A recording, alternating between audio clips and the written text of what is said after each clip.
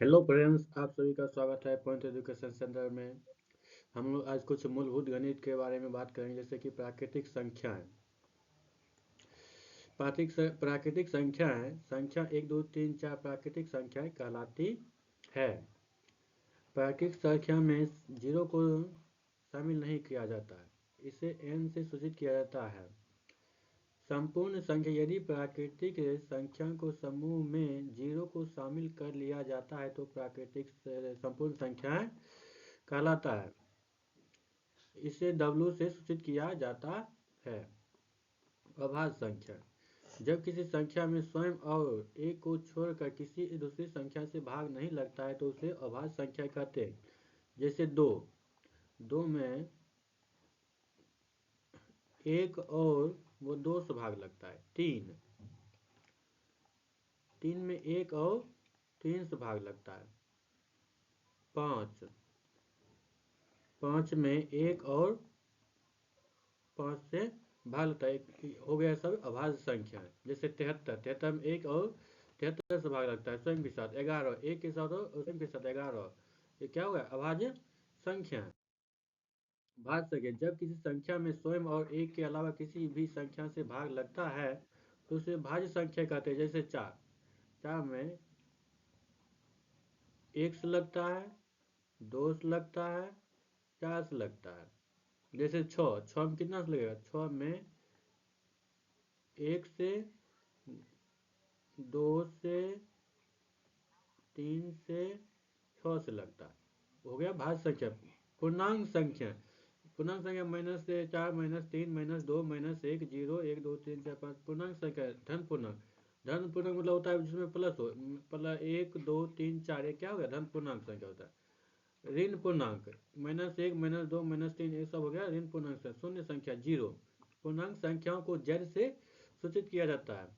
सम संख्या, जब कोई पूर्णांक 2 से विभाजित हो तो उसे सम संख्या कहते हैं। जैसे 2 4 6 8 10 12, ये सब हो गया सम संख्या। सम संख्या को रूप 2m लिख सकते हैं। जैसे कि आप देख सकते हैं, 2m की जगह पर 1 दे दिए, क्या गया? 2 आ गया। फिर अगर 2 है, m की जगह पे 2 दे दिए तो कितना हो गया? 4। ये सब क्या हो गया? सम संख्या हो गया। फिर 2 की जगह 2 दिए, फिर m की जगह पे 7 दे देते हैं, कितना आ जाएगा? 14। ये सब क्या हो गया? सम संख्या हो जाता है। विषम संख्या, विषम संख्या जब कोई पूर्णांक में 2 से विभाजित नहीं होता है। क्या होता है? 2 से विभाजित नहीं होता है, उसे विषम संख्या कहते हैं। उदाहरण के लिए 1 2 1 3 5 7 9। विषम संख्या का रूप 2m+1 या 2m+1। जैसे आप देख सकते हैं, भैया 2 गुना 1 प्लस 1 बराबर क्या रहता है? 2 गुना 1 बराबर 3। इसी में आप देख सकते हैं, 2 गुना 1 माइनस 1 बराबर क्या हो जाएगा? 1 आ जाएगा। क्या होगा? विषम संख्या है। जैसे आप देख सकते हैं, 2 गुना 6 प्लस 1 बराबर क्या हो जाएगा? 6 दूनी 12, 12 12 1 13। क्या होगा? विषम संख्या। अब देखिए, 2 गुना 6 माइनस 1 बराबर क्या होता है? 11। परमेय संख्या, परमेय संख्या वह संख्या को कहते हैं जिसे p बटा q के रूप में लिखा जा सकता है और जहाँ q बराबर 0 ना हो। उदाहरण के लिए 2 क्या हो गया? परमेय संख्या हो गया। 3 एक परमेय संख्या। 4 क्या है? परमेय संख्या है। अब इससे कभी कभी दिया होता है कि रूट 4 क्या है?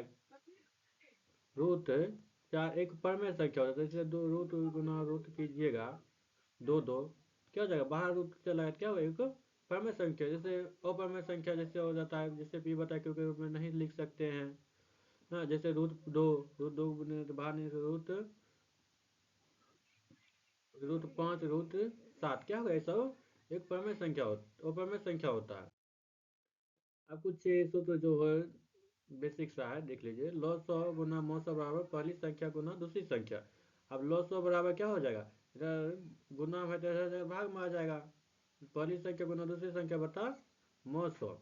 यह मौसो दिया हुआ है, मौसो बराबर पूछा है पहली संख्या गुना दूसरी संख्या बता लॉसो। पहली संख्या बराबर क्या हो जाएगा, लॉसो गुना मौसो गुण बता दूसरी संख्या, दूसरी संख्या बराबर लॉसो गुना मौसो बता पहली संख्या।